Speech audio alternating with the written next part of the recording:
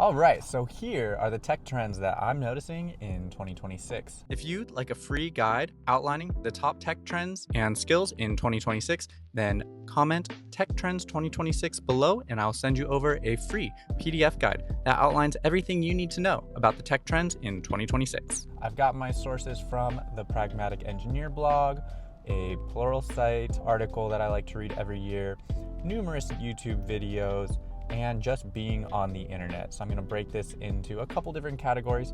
First, starting with AI trends in 2026.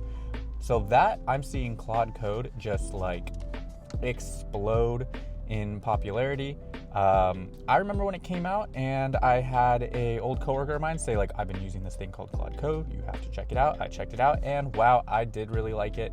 Chatbots are still up there as the number 2 tool, that being like ChatGPT, Claude, Gemini, and they're all kind of evenly matched.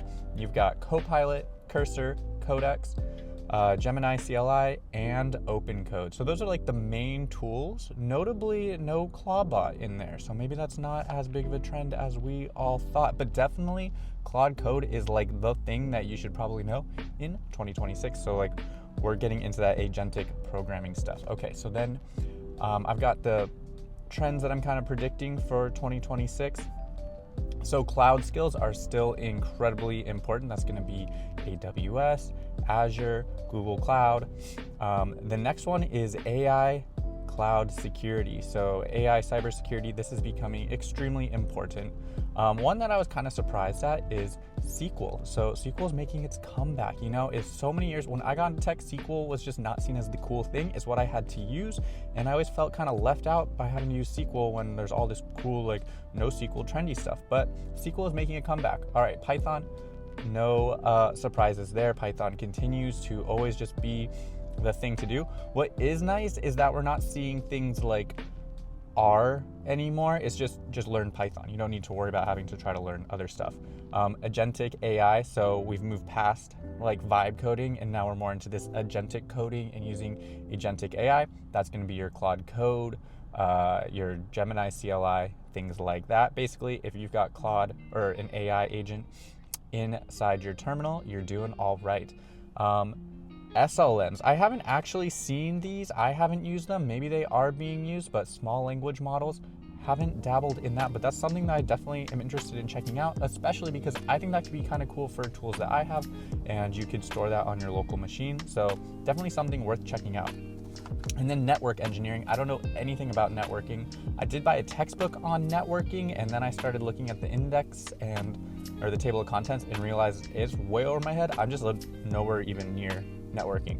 What are the top priority skills predicted for 2026? Number 1 is cybersecurity. So this is something that people, there is just a skill gap in terms of the cybersecurity needs out there, and then what can actually be provided by the market. So if you're like, where should I break into, and you just want to get into tech, cybersecurity might be the place for you. The next one is cloud development. Cloud development continues to be one of the most important skills that you can have in tech. Again, that's going to be your AWS, your Azure, and your Google Cloud. Just learn one of those, probably AWS or Azure, and you're going to be doing just fine.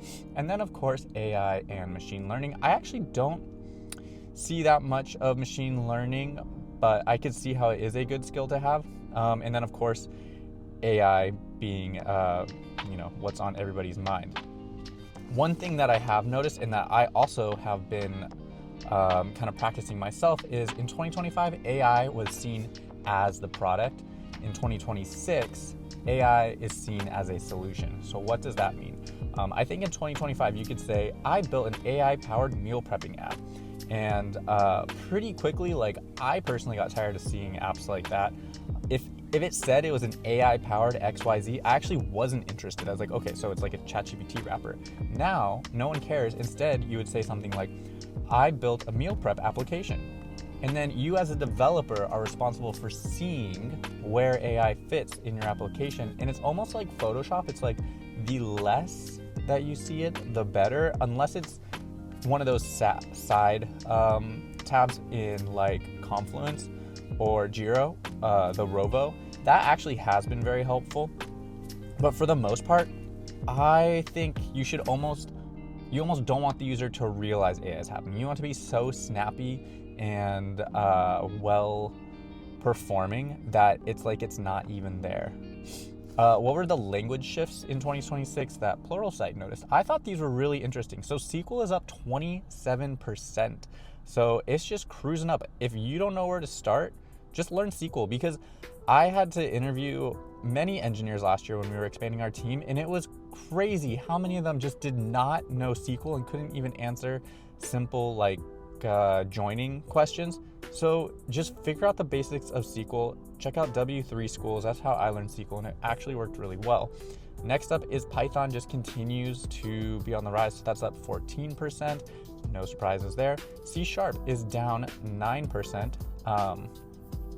I guess that makes sense. Java down 19%. Also kind of makes sense.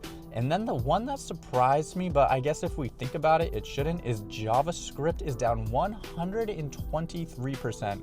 I guess we're going from the time where web development was the most sought after skill. And I don't even know if it was the most sought after skill, but it was the one that you saw on the internet and that like creators were pushing. And then you realize that you don't really use it in the real world.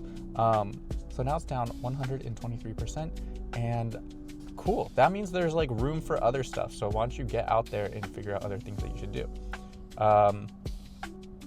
What are the key data skills for 2026? So data continues to be extremely important, and those skills are going to be temporal data is going to be very important in building resilient value AI systems.